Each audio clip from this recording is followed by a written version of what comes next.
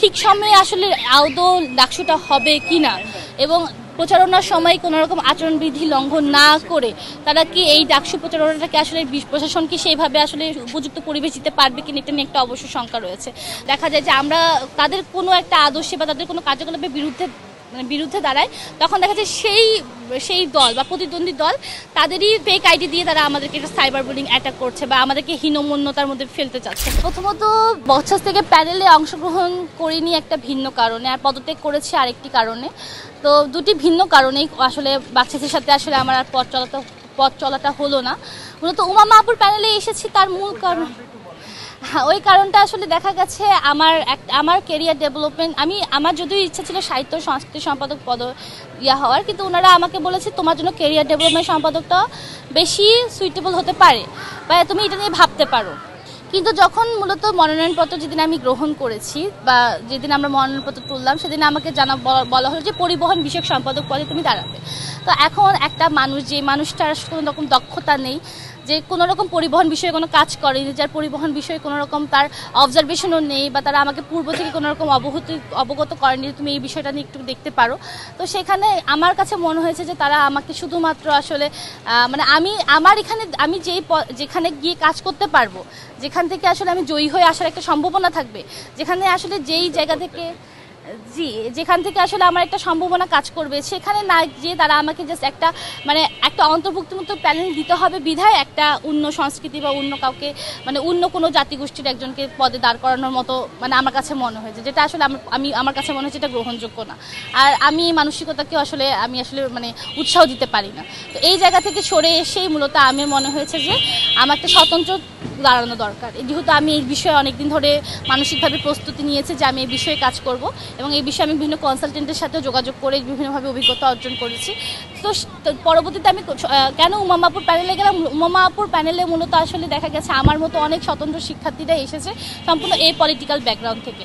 এখানে আসলে কোনো রকম পলিটিক্যাল ব্যাকগ্রাউন্ড অ্যালাইন এমন কাউকে পায়নি এবং উনি মূলত যেহেতু ওনারা একটা প্যানেল দিচ্ছে এটা একটা সাপোর্ট পাওয়া যাবে। আর আমি যেহেতু সাংবাদিকতা বিভাগের শিক্ষার্থী, আমার কিছু সিনিয়ররাও ওই প্যানেলে আছে, যেটা হয়েছে যে আমার ডিপার্টমেন্টের সাথে আমার ডিপার্টমেন্টের ভাই ব্রাদার বলবো যাদেরকে, তারা একটা সঙ্গ পাওয়া যাবে, যেটা হলো যে আমার প্রচারণায় আমরা একটা হেল্প পাবো। তো এইসব বিবেচনা করে মূলত ওই প্যানেলে যাওয়া। মূলত স্বতন্ত্র শিক্ষার্থী একাই যেহেতু দাঁড়াবো, সেহেতু ওই প্যানেল থেকে কাজ করলে হয়তো বা কিছু ব্যাকআপ পাওয়া যাবে, সেটা হলো যে প্রচারণার ক্ষেত্রে একটা সঙ্গ পাওয়া যাবে, এটা ভেবেই আসলে ওই প্যানেলে যাওয়া আর কি। শঙ্কা তো আসলে একটা অবশ্যই রয়েছে যে আসলে এখনো যেহেতু এখন ওইভাবে আসলে লেজুর ভিত্তিক রাজনীতি যে আমরা যে কথাগুলো বলি সেভাবে তাদের কোনো রকম অত উচ্চাস্বর দেখতে পাচ্ছি না। উচ্চাস্বর বলতে আমি বলতে চাচ্ছি যে তাদের তবে ঠিক সময়ে আসলে আদৌ ডাকসুটা হবে কিনা এবং প্রচারণার সময় কোনো রকম আচরণবিধি লঙ্ঘন না করে তারা কি এই ডাকসু প্রচারণাটাকে আসলে প্রশাসন কি সেইভাবে আসলে উপযুক্ত পরিবেশ দিতে পারবে কিনা এটা নিয়ে একটা অবশ্য শঙ্কা রয়েছে। কারণ এখন পর্যন্ত আমরা সবকিছু ঠিকঠাক দেখলেও আগামীকাল থেকে কিন্তু প্রচারণা শুরু। তো প্রচারণা শুরুর পরই আসলে দেখা যাবে যে কতটুকু আচরণবিধি মেনে আসলে শিক্ষার্থীরা প্রচারণার কাজ চালিয়ে যাচ্ছে। তো এটা একটা দেখার বিষয় এবং প্রশাসন এই ক্ষেত্রে কতটা পদক্ষেপ গ্রহণ করবে তাও আসলে একটা বিবেচনার বিষয় রয়েছে। সাইবার বুলিং আসলে এমন একটা স্পেস যেখানে আসলে যে কাউকে আসলে যে ছোট করা হয় এখন এবং এই জায়গাটা সবচেয়ে বেশি অকুপাইড করেছে ফেক আইডিগুলো, যে কারণে আমরা তাদেরকে চিনতেও পারছি না। আমাদের আচরণবিধি অনুযায়ী আমাদের বিশ্ববিদ্যালয়ের শিক্ষার্থীরা কোনোভাবে আমাদেরকে কটূক্তি বা বুলিং বা হেন কিছু করে আমাদের রাস্তায় প্রতিবন্ধকতা তৈরি করতে পারবে না। কিন্তু দেখা যায় যে যেহেতু আমরা বিভিন্ন আদর্শিক লড়াই একটা বিশ্ববিদ্যালয় থেকে যাই, সেই আদর্শিক লড়াইয়ে যখনই কোনো দেখা যায় যে আমরা তাদের কোনো একটা আদর্শে বা তাদের কোনো কার্যকলাপের বিরুদ্ধে দাঁড়ায়, তখন দেখা যায় সেই দল বা প্রতিদ্বন্দ্বী দল তাদেরই ফেক আইডি দিয়ে তারা আমাদেরকে একটা সাইবার বুলিং অ্যাটাক করছে বা আমাদেরকে হীনমন্যতার মধ্যে ফেলতে চাচ্ছে।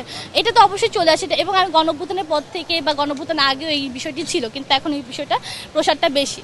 তো এছাড়া এই জিনিসটা তো আসলে এখন এটার জন্য তো আসলে আমাদের সাইবার টিমকে বা আমাদের বিশ্ববিদ্যালয়ের প্রশাসনকে শক্ত অবস্থান গ্রহণ করতে হবে।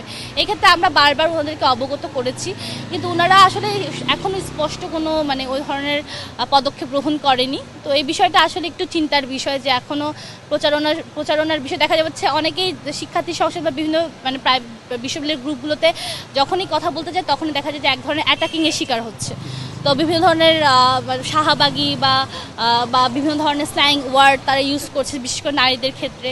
সেটা সে যে কোনো মানে যে কোনো দলেরই হোক বা যে কোনো আদর্শের বা যে কোনো প্যানেলেরই হোক না কেন, তো এটা তো চলছে আসলে এইভাবে আসলে আমি কারোর উপর আসলে সরাসরি দায় চাপাতে পারি না, যদিও মানে ধারণা করা আর সাংবাদিকদের সামনে প্রকাশ্যে বলার মধ্যে অনেক পার্থক্য আছে। তো আমি এইভাবে আসলে সরাসরি বলতে চাচ্ছি না, তবে প্রতিদ্বন্দ্বিতা যাদের সাথেই হচ্ছে তাদের মধ্যে এই জিনিসটা বেশি দেখা যাচ্ছে। ধরেন আমি XYZ একটা এক্সের নামে কিছু বললাম, এক্স একটা প্যানেলের নামে বললাম, তখনই এক্স প্যানেলের কিছু লোক অবশ্যই আমাকে একটা বিশেষ করে আইডি ডিসেবল করার চেষ্টা, রিপোর্ট করা বা এক ধরনের মানে যাতে আমার প্রচারণায় ব্যাঘাত হতো এই ধরনের কাজগুলো করে যাচ্ছে।